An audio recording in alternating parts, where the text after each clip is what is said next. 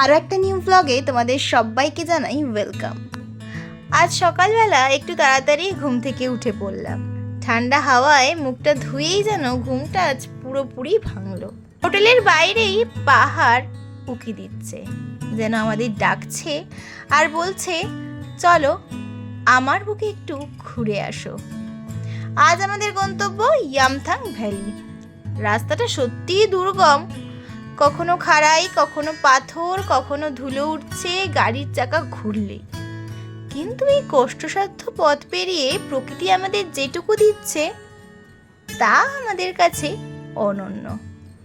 পাহাড়ি রাস্তায় গাড়ি চলতে চলতে জানলার পাশে চোখ রাখলেই মনটা যেন হারিয়ে যাচ্ছে।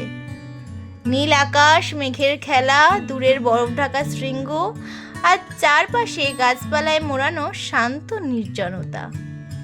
মনটা জেনে যায় প্রকৃতির আসল রূপ। আজ আমরা এসেছি স্বপ্নের মতো সুন্দর ইয়ামথাং উপত্যকায়। পথ যতই কঠিন হোক, ইয়ামথাংয়ের সৌন্দর্য সব ক্লান্তি ভুলিয়ে দেয়। চারিদিকে শুধুই বরফে মোড়া পাহাড় আর মাঝখানে বইছে শান্ত নদী, প্রকৃতির এক অনন্য রূপ। স্নোক্যাপড মাউন্টেনে হিমেল হাওয়া আর ফুলের ঘাস জমি। এখানকার ঠান্ডা হাওয়া যেন মন ছুঁয়ে যায়। মনে হচ্ছে যেন কোনো সিনেমার সেটে এসে পড়েছি। জীবনের তাড়াহুড়োর মধ্যে এমন একটা জায়গা সত্যি স্বর্গের মতো। এই শান্ত পরিবেশ যেন মনকে একেবারেই শান্ত করে দেয়। এখানে দাঁড়িয়ে থাকলেই মনে হয় সময় থেমে গেছে। প্রতিটি মুহূর্ত এখানে ক্যামেরা বন্দি করার মতো, সাথে মনের মনিক কোঠায় বন্দি করে রাখার মতন মুহূর্ত। ইয়ামথাংয়ের এমন রূপ জীবনে একবার না দেখলে কিছুই দেখা হয় না, মনটা অপূর্ণই থেকে যায়। ইয়ামথাং উপত্যকা শুধু চোখ মন ভরিয়ে দেয়। প্রকৃতিকে ভালোবাসলে একবার এসেই দেখো না ইয়ামথাং ভ্যালিটা, মন ছুঁয়ে যাবে, কথা দিলাম। এখান থেকে ফিরে গেলেও মনে রয়ে যাবে এখানকারই স্মৃতি। এখানে দাঁড়িয়ে মনে হয় জীবনটা একটু থেমে যাক, শুধু আমি আর এই প্রকৃতি।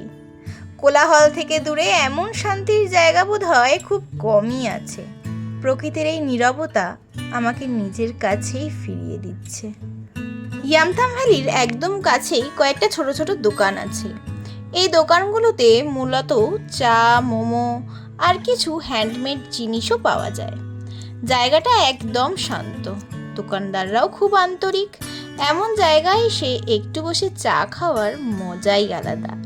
সাথে যদি একটু কেনাকাটাও করা যায় শীতের জায়গায় এসে শীতের জিনিসপত্র, তাহলে তো মন্দ নয়। এই দোকানগুলো বিশেষ একটা বড় না হলেও একটা ঘরোয়া অনুভূতি আছে।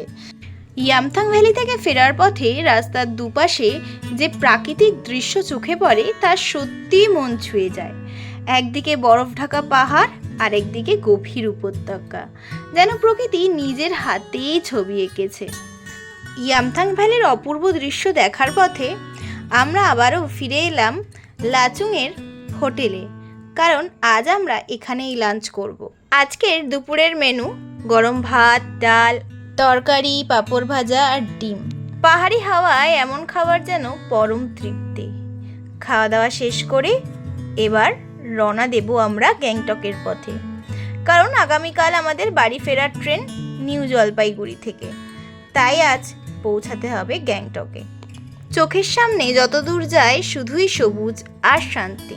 আমরা চলেছি সুন্দর পাহাড়ি পথ ধরে। পাশে সবুজে মোড়া গাছপালা, সামনের বাঁকে বাঁকে হারিয়ে যাওয়া রাস্তা, প্রতিটি মোড় যেন একটা নতুন ছবির ফ্রেম।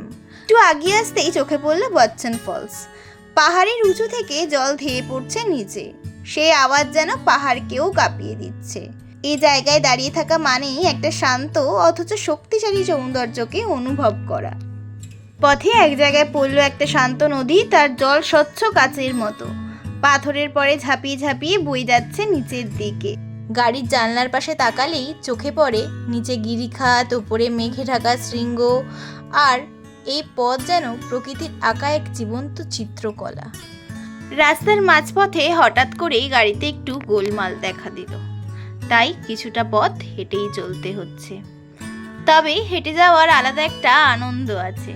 চারপাশে সবুজে ঢাকা পাহাড়, রাস্তার ধারে নাম না জানা গাছপালা, কখনো দূরে পাখির ডাক। মনে হচ্ছিল যেন প্রকৃতি আমাদের সঙ্গে হেঁটে চলেছে, পায়ের তালে তাল মিলিয়ে। পথের বাঁকে বাঁকে পাহাড় আর মেঘের খেলা, নিচে গড়িয়ে পড়া নদীর ধারা, সব মিলিয়ে এক স্বপ্নের মতো যাত্রা। চলে এলাম আগের দিনের সেই পরিচিত হল্ট পয়েন্টে, যেখানে একটা ছোট নদীর পাশে লোকেরা মাছ চাষ করে। সেখানে জলের উপরেই মাছ চাষ প্রকল্প আর তার আশেপাশে প্রাকৃতিক পরিবেশ দেখে মনে হলো এখানকার মানুষ প্রকৃতির সঙ্গে কি সুন্দরভাবে মিশে গেছে, তাই না?